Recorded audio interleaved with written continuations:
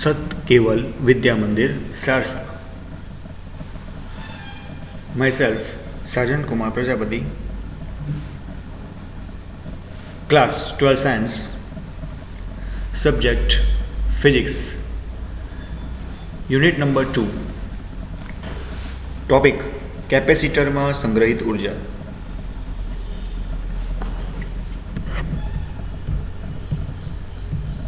मित्रों, આજે આપણે ચેપ્ટર નંબર 2 સ્થિત વિદ્યુત સ્થિતિમાન અને કેપેસિટન્સની અંદર આજના ટોપિક કેપેસિટરમાં સંગ્રહિત ઉર્જા વિશે સમજૂતી મેળવવાની છે અને સંગ્રહિત ઉર્જાનું સમીકરણ મેળવવાનું છે। હવે જ્યારે આપણે અગાઉ સ્થિતિ ઉર્જા અને સ્થિત વિદ્યુત સ્થિતિમાન વિશે વાત કરી હતી ત્યારે ચર્ચા કરી હતી કે જ્યારે કોઈ વિદ્યુતભારને અનંત અંતરેથી આપેલા બિંદુ સુધી લાવવા માટે કરવું પડતું કાર્ય જે વિદ્યુત ક્ષેત્રની વિરુદ્ધ છે અને આ કાર્ય બાદ વિદ્યુતભાર જે બિંદુએ આવી જાય છે ત્યાં તે સ્થિર પામે છે ત્યારે તમારી ઉર્જા સ્થિતિ ઉર્જા પ્રમાણે હોય છે અને જ્યારે પછી એ વિદ્યુતભાર પર બળ લગાવવામાં આવે છે ત્યારે એને એ સ્થિતિ ઉર્જા ગતિ ઉર્જામાં સંગ્રહિત પામે છે। હવે આપણે આગળ વાત કરી ચૂક્યા છે। એવી જ રીતે આપણે અહીંયા આગળ કેપેસિટરની અંદર સંગ્રહિત ઉર્જા વિશે આજે વાત કરવાની છે। પ્રશ્ન એવો પૂછાય કે કેપેસિટરમાં ઉર્જા કેવી રીતે સંગ્રહ પામે છે અને કેપેસિટરમાં સંગ્રહ પામતી ઉર્જાનું સૂત્ર મેળવો।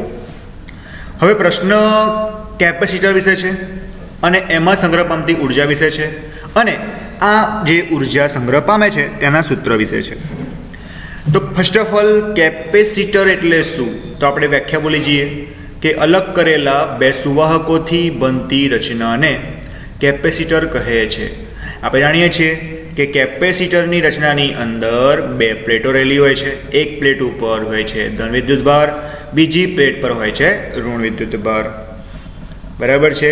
અને આપણે સુવાહક અને અવાહકની અંદર ઇલેક્ટ્રોનની ગતિ વિશે વાત કરી હતી। આપણે જોયું છે કે સુવાહકમાં મુક્ત ઇલેક્ટ્રોન હોય છે જે વહન પામી શકે છે, ત્યાં આપણને વિદ્યુત ક્ષેત્ર કેવું મળે છે? શૂન્ય મળે છે, કારણ કે જ્યાં સુધી અંદર રહેલા વિદ્યુતભારો ત્યાં સુધી સ્થિર નહીં થાય કે જ્યાં સુધી અંદરનું ક્ષેત્ર અને બાહ્ય ક્ષેત્ર બંનેના મૂલ્યો સમાન ન થઈ જાય, માટે આપણને સુવાહકની અંદર ક્ષેત્રનું મૂલ્ય શૂન્ય મળે છે। જ્યારે અવાહકની અંદર મુક્ત ઇલેક્ટ્રોન હોતા નથી, પરંતુ એ ઇલેક્ટ્રોન અંદર રહેલા એકબીજા ઉપર બળ લગાડે છે અને ત્યાં આપણને વિદ્યુત ક્ષેત્રનું મૂલ્ય શૂન્ય નહીં પરંતુ ઘટતું જોવા મળે છે। હવે અહીંયા આપણે વાત કરવાની છે કે કેપેસિટરમાં ઉર્જા કેવી રીતે સંગ્રહ પામે છે। તો આપણને અહીંયા એક આકૃતિ આપેલી છે। આકૃતિની અંદર તમે જોઈ શકો છો કે 1 અને 2 એમ તમને બે વિદ્યુતભાર વિહીન, હવે અહીં તમે જોઈ શકો છો કે આ 1 અને આ 2 એ બંને અત્યારે વિદ્યુતભાર વિહીન સુવાહકો છે એવું આપણને કીધેલું છે। હવે આ સુવાહક 2 ઉપરથી આપણે ધારો કે ધન વિદ્યુતભારને એક સુવાહક પર લઈ જઈએ છીએ કે અહીંયાથી ધન વિદ્યુતભારને આપણે ક્યાં લઈ જઈએ છીએ, એટલે આપણે દિશા બતાવી છે કે અહીંયાથી સુવાહક 2 ઉપરથી ધન વિદ્યુતભારને આપણે સુવાહક 1 તરફ લઈ જઈએ છીએ। આપણે જાણીએ છીએ કે જ્યારે આમ થશે ત્યારે સુવાહક 2 શું કરશે? વિદ્યુતભાર પ્રાપ્ત કરશે, બરાબર છે। હવે સુવાહક 2 પર વિદ્યુતભાર પ્રાપ્ત થઈ ગયો, પરંતુ આપણે અહીંયા એવું જોયું કે પ્રારંભમાં બંને સુવાહકો વિદ્યુતભાર વિહીન હતા, પરંતુ હવે બંને સુવાહકો પર વિદ્યુતભાર છે। ધેટ મીન્સ કે આપણે અહીંયા એવી વાત કરીએ છીએ કે જ્યારે સુવાહક 2 પરથી ધન વિદ્યુતભારને આપણે સુવાહક 1 પર લઈ ગયા ત્યારે આ લઈ જવા માટે આપણે બહારથી કાર્ય કરવું પડે, એમનેમ તો જવાનું નથી। એટલે કે સુવાહક 2 પરથી ધન વિદ્યુતભારને જ્યારે સુવાહક 1 પર લઈ જવા હશે તો આપણે બહારથી કાર્ય કરવું પડશે, બરાબર છે। કારણ કે સુવાહક 1ની ઉપર આપણને ઊંચું સ્થિતિમાન જોવા મળે છે, ઊંચું ક્ષેત્ર જોવા મળે છે, જેની વિરુદ્ધ આપણે વિરુદ્ધ કાર્ય કરવું પડશે। આમ આ જે કાર્ય કરીશું એટલે કાર્ય કરતા સુવાહક 2 ઉપરથી કોઈ વિદ્યુતભાર સુવાહક 1 ઉપર આવ્યો, એટલે કે શું કર્યું? વિદ્યુતભારે સ્થાનાંતર કર્યું, એટલે કે આ સ્થાનાંતર માટે આપણે કાર્ય કર્યું છે એવું કહી શકાય। એટલે જો અહીંયા વાક્ય લખ્યું છે કે કરેલા કુલ કાર્યની ગણતરી એ અત્યંત સૂક્ષ્મ વિદ્યુતભારના સ્થાનાંતરમાં થતા કાર્ય પરથી કરી શકીએ, જે આપણે જાણીએ છીએ। આમ હવે સુવાહક 1 અને સુવાહક 2 પર અનુક્રમે ધારો કે પ્લસ ક્યુ ડેશ અને માઇનસ ક્યુ ડેશ વિદ્યુતભારો રહેલા છે, બરાબર છે। પ્રારંભમાં વિદ્યુતભાર વિહીન હતા, પરંતુ હવે બંને સુવાહક ઉપર અનુક્રમે પ્લસ ક્યુ ડેશ અને માઇનસ ક્યુ ડેશ વિદ્યુતભાર છે. આપણે આગળ ભણી ગયા છે. ધારો કે વિદ્યુતભાર કોઈ વિદ્યુતભારને એક બિંદુએથી બીજા બિંદુ પર લઈ જવો હોય તો એના પર કાર્ય કરવું પડે, રાઈટ. તો અહીંયા આપણે એક સુવાહક 2 ઉપરથી વિદ્યુતભારને સુવાહક 1 પર લઈ જઈએ છીએ, જેના માટે આપણે કાર્યની ગણતરી કરવી પડે. અને આ કાર્યની ગણતરી કરતાં આપણને આ કાર્ય જે કર્યું એ આપણે અત્યંત સૂક્ષ્મ સ્થાનાંતર માટે કર્યું છે, અને આ સ્થાનાંતર માટે આપણે અહીંયા કાર્ય શોધી શકીએ છીએ. હવે આ કાર્ય કોના પર કરીએ છીએ? વિદ્યુતભાર ઉપર. ક્યાંથી ક્યાં કરીએ છીએ? તો એક કોઈ સુવાહક 2 પરથી સુવાહક 1 ઉપર, એટલે કે આપણે એટલે કે આપણે આગળ વાત કરી ચૂક્યા છે કે કોઈ બિંદુથી બીજા બિંદુ ઉપર, રાઈટ. અને આવું કરતાં હવે આપણને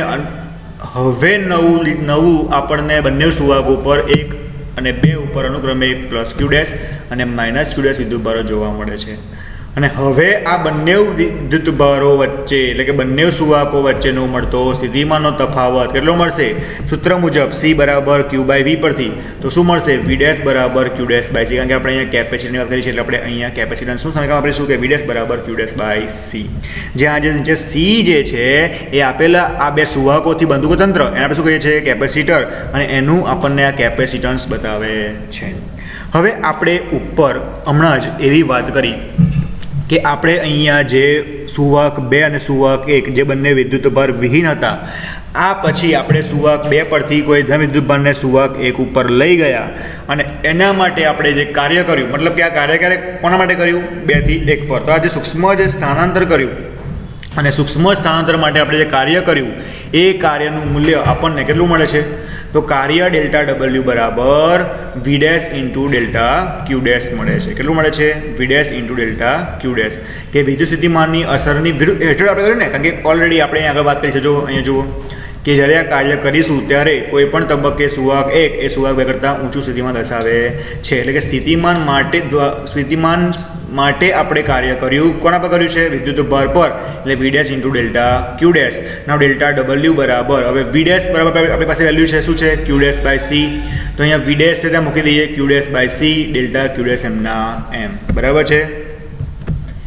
તો અહીંયા આપણને થતા સૂક્ષ્મ સ્થાનાંતર માટે જ્યારે સુવાહક 2 પરથી 1 ઉપર ધારો કે વિદ્યુતભાર ડેલ્ટા ક્યુ ડેશને લઈ જવો છે ત્યારે મળતું કાર્ય કેટલું મળે છે? ડેલ્ટા ડબલ્યુ બરાબર વી ડેશ ઇન્ટુ ડેલ્ટા ક્યુ મળે છે. બરાબર છે. ડેલ્ટા ક્યુ ડેશ મળે છે.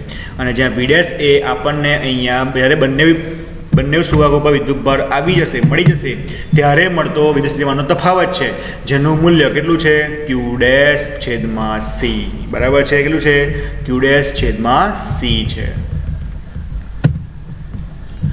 માટે સુવાહક 2 પરથી સુવાહક 1 ઉપર આપણે હવે ક્યુ વિદ્યુતભારને લઈ જવા માટે કરવું પડતું કાર્ય W બરાબર ઇન્ટિગ્રેશન DW ડેશ. હવે આપણે DW ડેશને આપણે DW ને સંકલનમાં કાર્ય લેવું પડે અને સંકલન માટે આપણે મળતું કુલ કાર્ય શોધવું હોય તો આપણે લખી શકીએ કે W બરાબર સંકલન DW.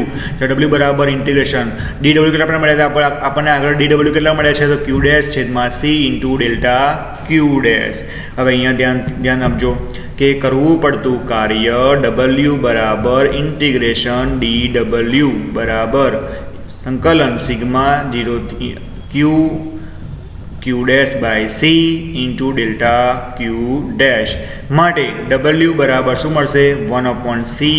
ચલો 1/c કોમન છે એટલે બ લઈ લઈએ છીએ. અંદર શું બાકી રહેશે? 0 થી Q અથવા O થી Q dash into delta Q dash. બરાબર છે. ચલો ઇઝ ઇક્વલ ટુ 1/c. ચલો અહીંયા આગળ હવે ક્યુ ડેશ, હવે ક્યુનું એક્સનું સંકલન શું થાય? એક્સ ઇન્ટુ ડીએક્સ હોય, સંકલન એક્સ ડીએક્સ એનું સંકલન શું થાય?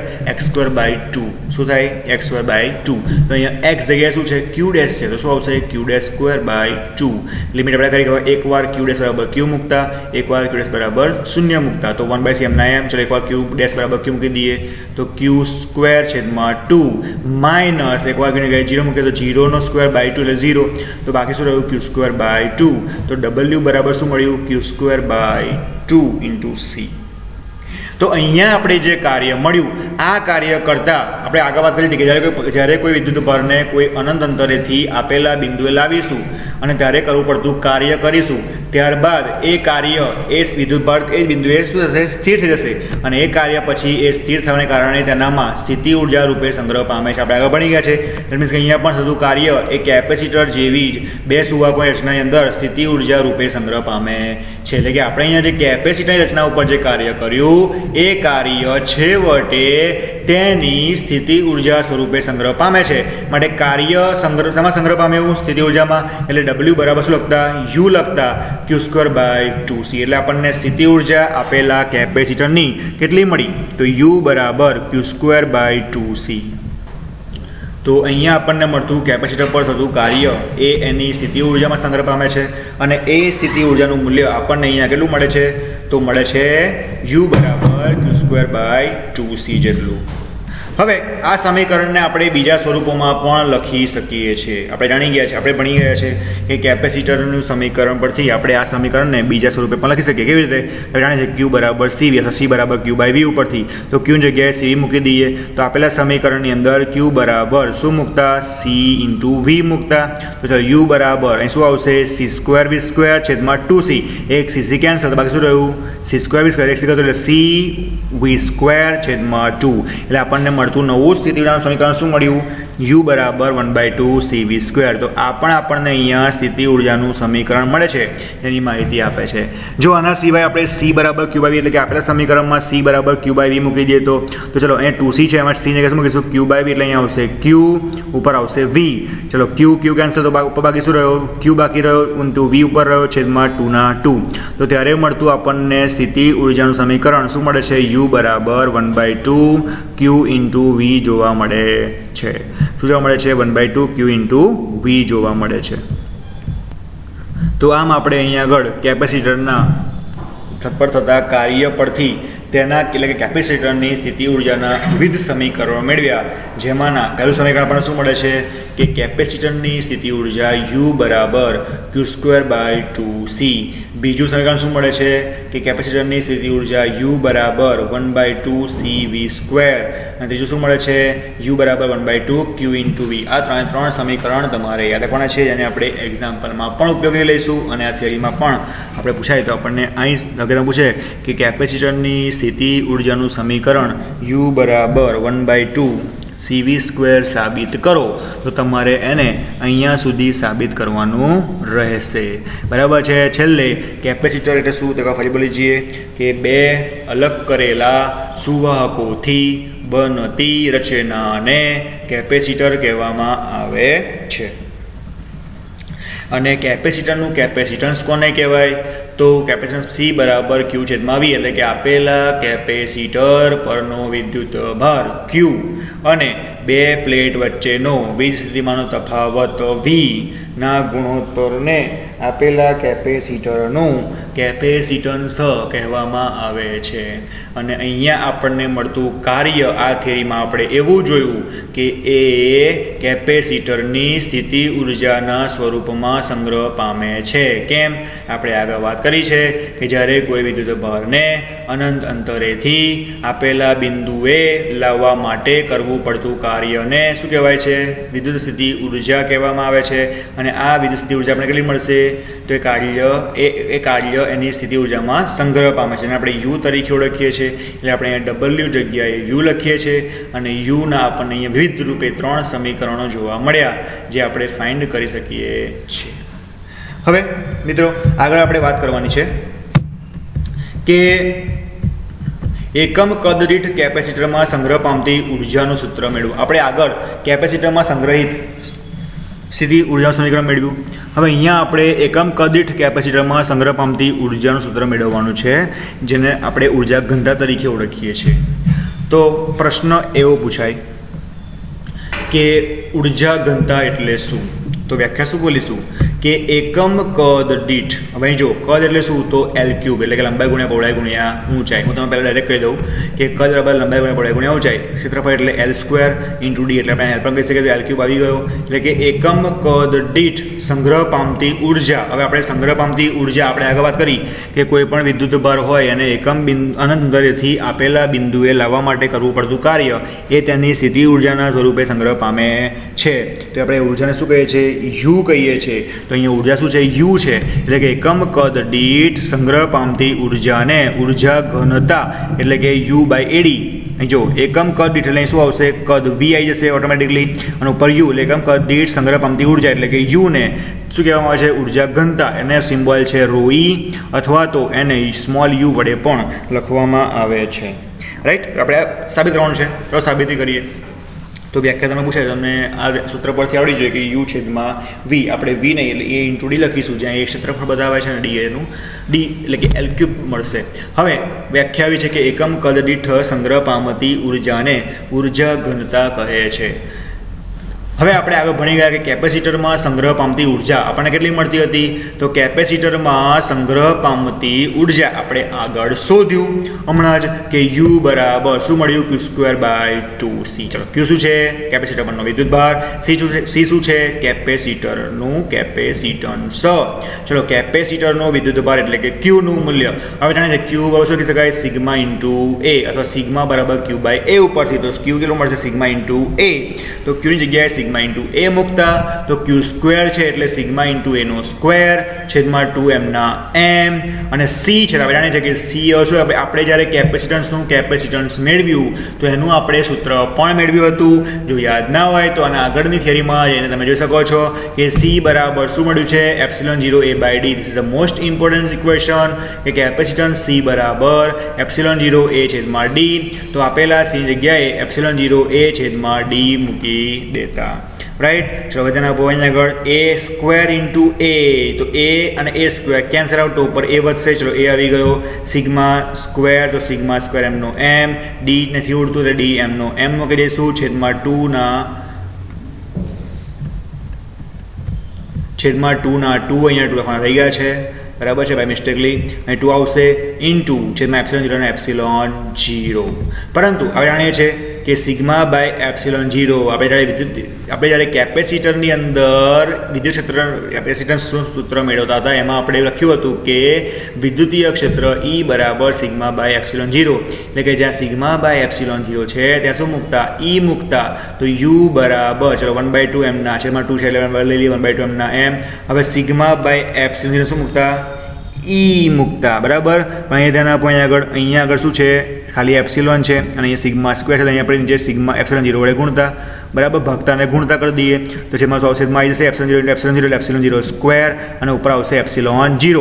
હવે સિગ્મા સ્ક્વેર છેદમાં ε0 સ્ક્વેર, તો આના મુજબ એમ શું લખાય, E² એમના એમ ઇન્ટુ ε0 ઉપર ગુણવા પડ્યા કારણ કે નીચે ભાગ્ય છે એટલે અહીંયા આવશે ε0 ઇન્ટુ એ ઇન્ટુ ટી. હવે અહીંયા જે આ એડી જે છે આપણે આગળ વાત કરીએ એમ શું બતાવે છે, આપેલા બે પ્લેટોનું અથવા તો કેપેસિટર વચ્ચેનું કદ બતાવે છે. એટલે આપણે જે કેપેસિટરની રચના છે એની અંદર જે બે પ્લેટો છે એની વચ્ચેનો જે વિસ્તાર છે એનું કદ બતાવે છે, જે કેટલું છે, એ ઇન્ટુ ડી જેટલું. કેટલું છે, એ ઇન્ટુ ડી જેટલું છે. હવે યુ બરાબર, હવે આ એડીને લઈ દઈએ નીચે, યુ છેદમાં એડી બરાબર 1/2 ε0E², બરાબર છે. દેટ મીન્સ કે 1/2 ε0E². હવે ઇઝ શું મળે આપણને, યુ છેદમાં એડી, બરાબર છે. તો જે એકમ કદ દીઠ ઉર્જા ઘનતા છે, શું છે, એકમ કદ દીઠ ઉર્જા ઘનતા, જેને ρE વડે દર્શાવવામાં આવે છે. આપણે ρE બરાબર શું લખ્યું છે, 1/2 ε0E². આપણને સૂત્ર પૂછાય, આપણે એક્ઝામ્પલમાં આપણે ઉપયોગ કરવાનો છે, મોસ્ટ ટાઈમ બી છે. શું બોલીશું કે ઉર્જા ઘનતા ρE, કારણ કે આપણે આના બરાબર ρE મૂક્યું અને ρE એટલે ઉર્જા ઘનતા, અને ρE બરાબર શું મળ્યું, યુ છેદમાં એડી, એટલે કે એકમ કદ દીઠ ઉર્જાને શું કહેવાય છે, ઉર્જા ઘનતા ρE. અને ρE બરાબર આપણે લખીએ છીએ અને આના બરાબર આપણે ρE લખતા હોવાને કારણે આપણને ρE શું મળશે, 1/2 ε0E² જોવા મળે છે. તો આ જે છેદમાં ρE નું સમીકરણ મળ્યું એને આપણે એક ઉર્જા ઘનતાનું એટલે કે કેપેસિટરમાં સંગ્રહ પામતી ઉર્જાનું સમીકરણ તરીકે ઓળખીએ છીએ, બરાબર છે.